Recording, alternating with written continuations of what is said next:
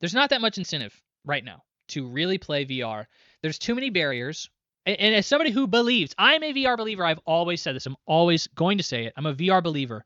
The technology requires you to have money, space, energy. You have to get up and be active. There's a lot of motion sickness that still comes with VR. I cannot play for Batman VR. I could not play Batman VR for more than 3 hours. It was a problem. Batman VR was a great game, a really good experience, and I really enjoyed it. But even then, I could not play that game for more than 3 hours without kind of feeling woozy, without kind of wanting to take a break, without like kind of sweating a little bit, throwing punches and stuff like that. Like it's an investment of your time and energy, really.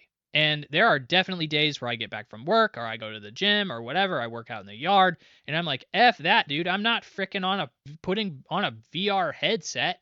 I'm kind of exhausted. So there's a lot of barriers to entry to this. The technology is still not there. Do you want a high graphic fidelity game? Most gamers would say yes. I don't care. But most gamers would typically say yes. VR isn't going to give you that. The hardware isn't capable of producing super realistic 3D graphic. The big VR push was like, well, you're going to be able to sit in this seat at a NBA game or something like that, and you'll be able to buy a ticket and you'll be able to look around and feel like you're there, or you'll be able to go to the doctor and they'll be able to look at you through VR.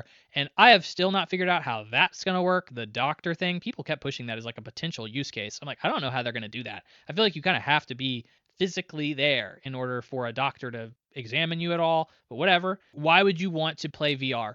And I think when technology gets so good that those barriers are gone, okay, well, it's no longer going to produce motion sickness. It's no longer going to have this big clunky headset on your head. It's no longer going to. I still think that the active element of it is going to scare people away in a lot of cases. But like, I think that there's a lot of things that technology improving can get to, and I think we will eventually get to that place